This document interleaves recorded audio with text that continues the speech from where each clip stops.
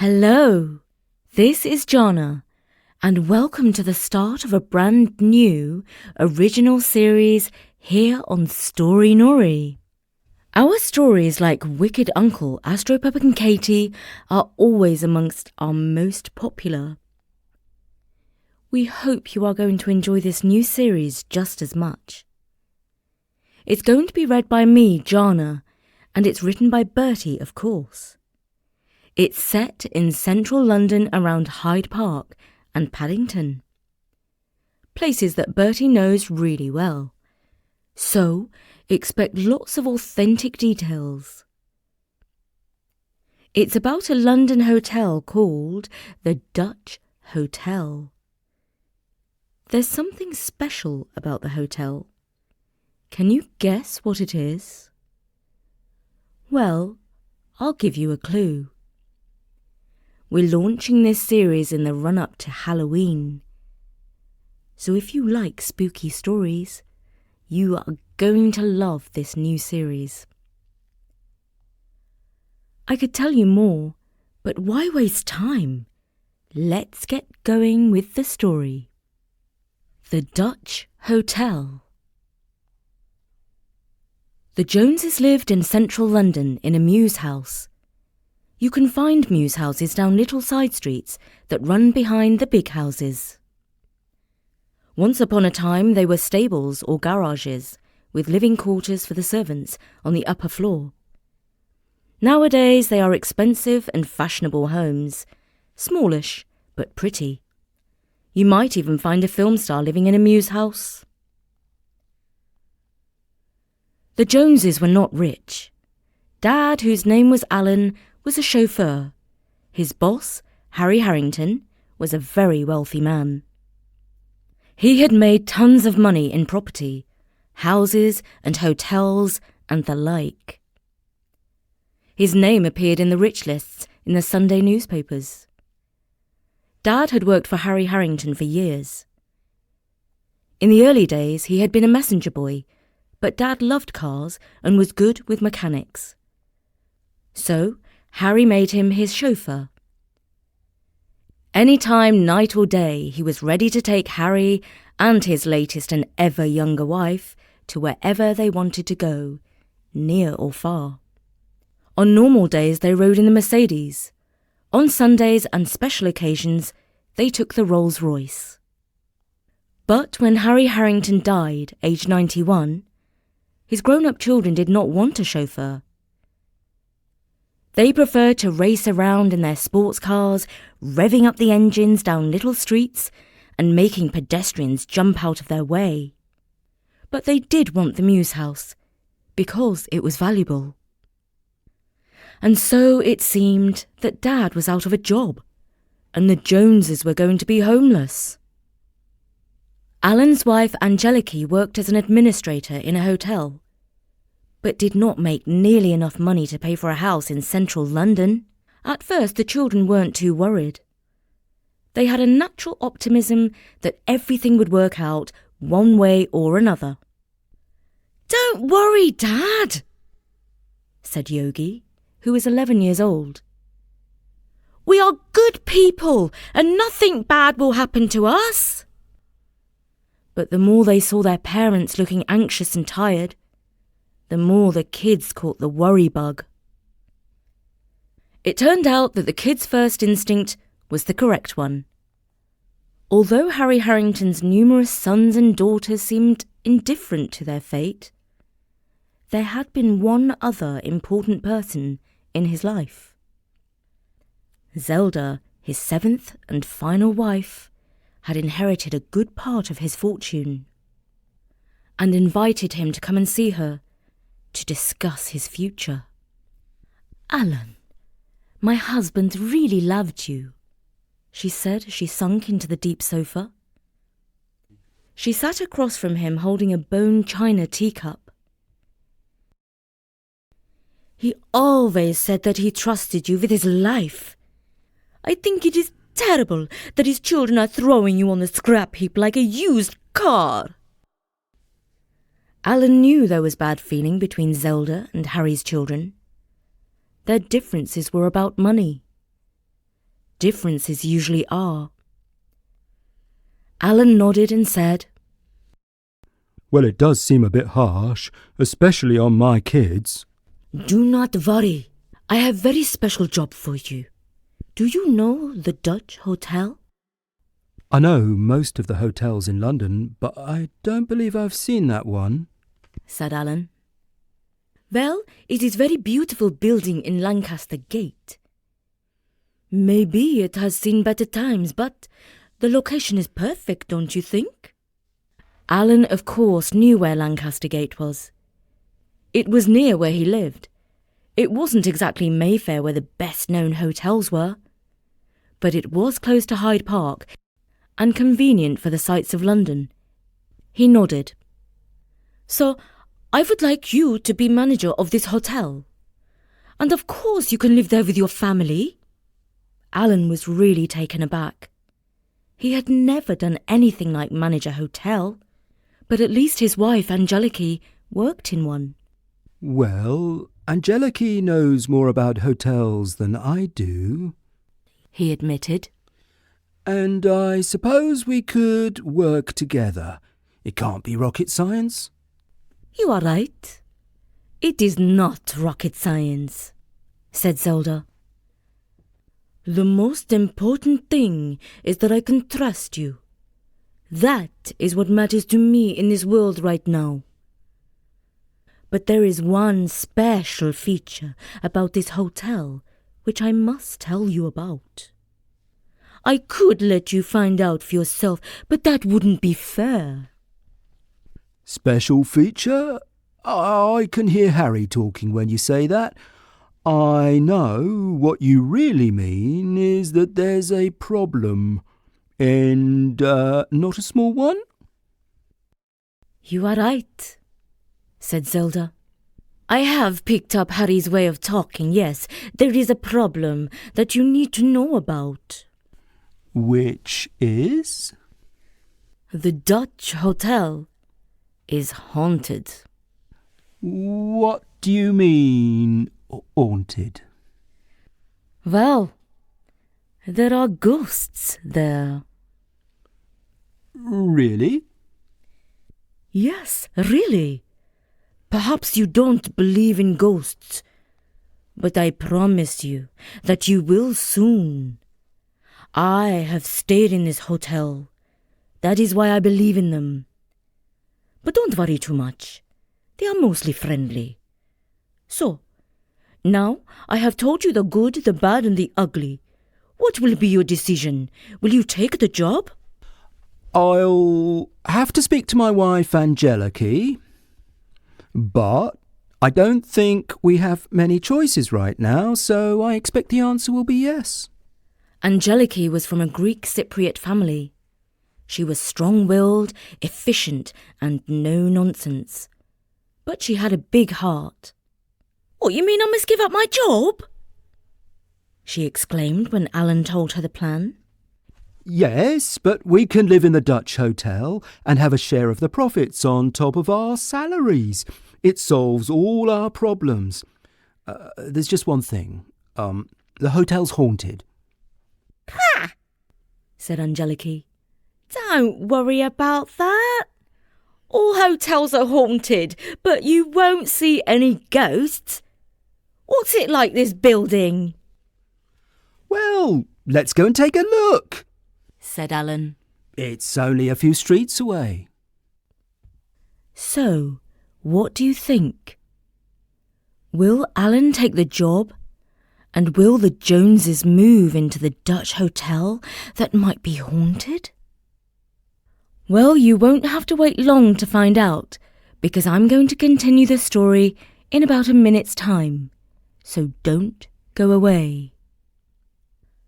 But first, here's some news about a great new musical podcast you should check out. It comes from our sponsor, Wondery. Melon's House Party is a new musical podcast for the whole family to enjoy together. Sing along with Melon, an 8-pound dog with a 1,000-pound heart, and her friends as they have a party while their humans are away. At Melon's house party, All the objects in the house can sing, from the couch to the fridge. It's so great that you will want to sing too. This is one party you won't want to miss. Everyone here at Story Nori loves animals and loves singing. So, of course, we're going to be following Melon's musical adventures, and I'm going to be voting for Melon when she runs for mayor of her dog park. I hope Melon can count on your vote too. Listen to Melon's House Party on Amazon Music, Apple Podcasts, or you can listen ad-free and early right now by subscribing to Wondery Plus Kids in Apple Podcasts or Wondery Plus in the Wondery app. So, back to our story. Let's find out if the Joneses are going to move into the Dutch hotel. Although it wasn't far, they decided to put on their best clothes and take the Rolls Royce. There was nothing like creating a good first impression. And besides, Alan wouldn't have many more opportunities to drive his beloved car. Daddy, can't you ask Zelda if you can keep it? Asked Nafsi, his daughter. Well, perhaps, said Alan. But it does use a lot of petrol and I'll have to pay for it now. Who cares? Said Yogi. We're going to own a hotel. We're going to be rich. No, not quite, said Alan. We're going to manage a hotel. It still belongs to Zelda. Oh, same difference, said Yogi. They pulled up outside the Dutch hotel. It was a tall, impressive building on a corner. The windows were large and ornate and the doors were inviting. But there was no attendant and nobody to greet the car. It doesn't look open, said Angeliki. Let's go and see, urged Nafsi. They all got out of the Rolls and went to peer through the glass front door. Those are builders inside, said Angeliki. The hallway was grand enough, with plenty of marble, tiles and pillars. But there were sheets on the floor and some men were putting up wallpaper. Let's go inside, said Yogi. Alan was in a bolder than usual mood. He pushed the door and it opened. Hello? Said Angeliki to one of the men. Zelda Harrington said we could come and take a look at the building. She wants us to run the hotel. I don't know about that. You can talk to Marek. Marek was in charge of the builders. He gave the family yellow hard hats and took them on a tour of the first couple of floors. It's nearly ready, he said. We've been working on it for the best part of a year. It was true. Most of what was happening now was finishing touches, like painting and laying carpets. The hard hats hardly seemed necessary. It's looking great, said Alan, admiring the high ornate ceilings, the bronze stair rails and the little statues. They went into a suite of rooms. It was twice as expansive as their house. Can this be our bedroom? Asked Yogi. Angeliki explained. Well, we're probably going to live here. Well, good luck, said Marek. It's a grand building, but you couldn't pay me enough to live here. Why is that? Asked Angelica. Because it's well and truly haunted. Great! Chimed the kids. We'll have the best Halloween parties. You might say great, but You'll be lucky if you have any restful nights. You should hear the stories the night watchman come up with. In fact, Big Stew, the night watchman, will be on duty soon. You can hear it from the horse's mouth, so to speak. They didn't have to wait long. Big Stew, the night watchman, turned up about 10 minutes later, clutching his flask of tea. Big Stew was actually quite small. His nickname was clearly a joke. But he did look wiry and tough, and certainly not the type to be easily frightened by some tall, spooky story. Stew, said Marek. These nice people are thinking of living and working here when we've done the refurbishment. Can you scare some sense into them with your best ghost stories? Yay, we like scary stories, said Yogi. Aye, well, you've come to the right place, said Stew. I have here in front of me a bank of video monitors. They show me the corridors and the stairways and the nooks and the crannies of the hotel. Now it's closed. There is not supposed to be anyone wandering around in the wee hours of the morning, do you agree? It should be empty. True, true. But here's the thing. When the clock touches the cusp of midnight, the monitors fill up with shades of people going about their business. What do you mean by the shades of people? Asked Nafsi. I mean, they look like people, but they can't be, because no one's supposed to be there. What sort of people? I would say for the most part they are servants, maids and waiters, fetching and carrying and sweeping and cleaning and the like. But there are guests too, ladies and gentlemen, dressed up to the nines in the fashions of years gone by. Oh, that's so spooky. Can we see videos of them? Asked Yogi. So, that's the thing. Every night I watch the shades, as I call them. They're as real as you are right now. But when I play back the video recordings, there's near a soul nor a mouse, living or dead, to be seen. Now, are you frightened? One look at Mum's face showed that she wasn't scared a little bit. There was a tiny little smile at the end of her lips, which revealed that she was slightly amused by the ghostly tale, and did not believe it. But Dad looked more concerned. Thank you for sharing your stories, he said. We'll have to hope that the ghosts are harmless. As far as I know, they never hurt anyone in their beds. Not yet. At any rate, said Stew.